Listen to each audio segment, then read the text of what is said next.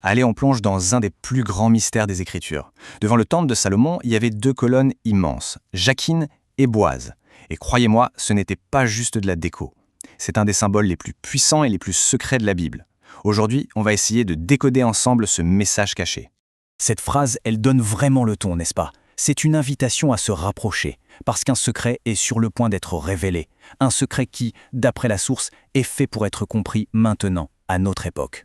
Ce qu'il faut bien comprendre, c'est que ces piliers, ce n'est pas juste de l'architecture, non. Salomon, le roi de la sagesse, y a gravé un véritable code. C'est un message scellé dans la pierre et placé juste là, à l'entrée du temple, à la vue de tous. La première colonne donc, c'est Jachin. Sa signification, il établit. Elle représente le fondement, ce qui est stable, ce qui est déjà là et qui soutient tout le reste.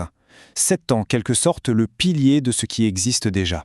Et puis, on a la deuxième colonne, Boaz. Ça se traduit par, en lui, la force. Alors attention, ce n'est pas une force brute, extérieure. C'est plutôt une puissance contenue. Une force qui est là, en attente. Une énergie qui n'est pas encore totalement manifestée.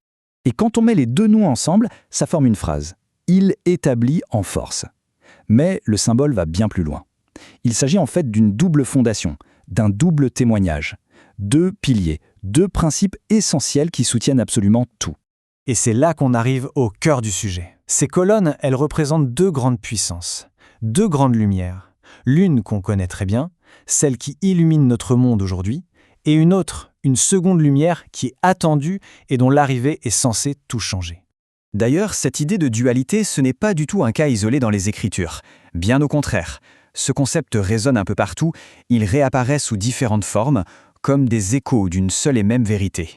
Le premier parallèle, et c'est peut-être le plus frappant, on le trouve dans l'Apocalypse. Les deux colonnes seraient en fait les deux témoins. Vous savez, ces deux figures prophétiques qui se tiennent devant le monde entier. Et ce qu'ils font, c'est très parlant. Ils illuminent, ils témoignent de la vérité. Et leur histoire se termine par une mort et une résurrection qui déclenchent une transformation à l'échelle mondiale. On les décrit comme deux lampes, deux flammes, devant la porte. Le lien avec nos deux piliers est évident. Deuxième parallèle, on retourne cette fois-ci du côté de l'Arche de l'Alliance. Les deux colonnes sont aussi symbolisées par ces deux chérubins en or qui protègent le fameux propitiatoire, le siège de la présence divine. Ce qui est fascinant ici, c'est leur rôle. Ce sont des gardiens.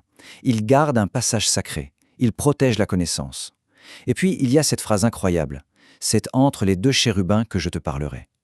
Ça veut dire que la révélation complète, la communication divine, elle n'arrive que lorsque les deux sont là, présents et alignés. Et pour le troisième écho, on remonte carrément au tout début, dans le Jardin d'Éden.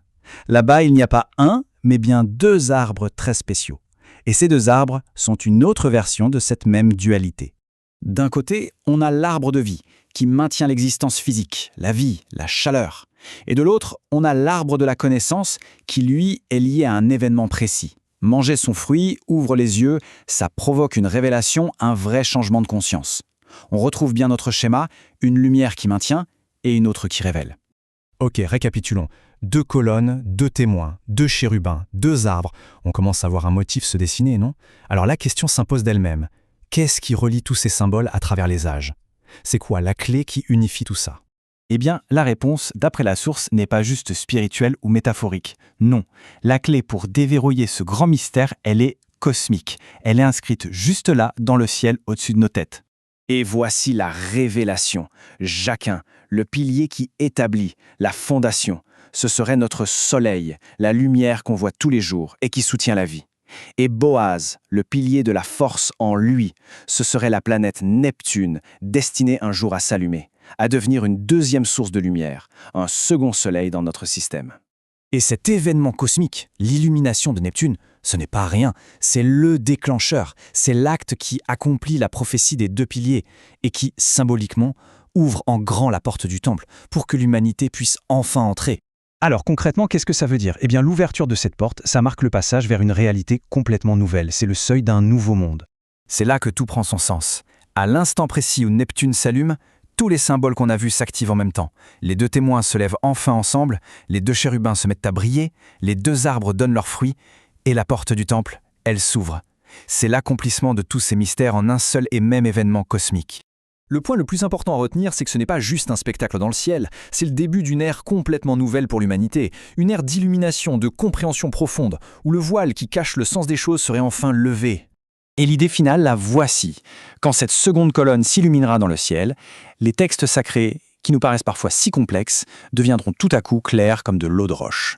La connaissance se mettra à couler librement, comme de l'eau vive, accessible à tous ceux qui sont prêts. C'est une perspective qui donne à réfléchir.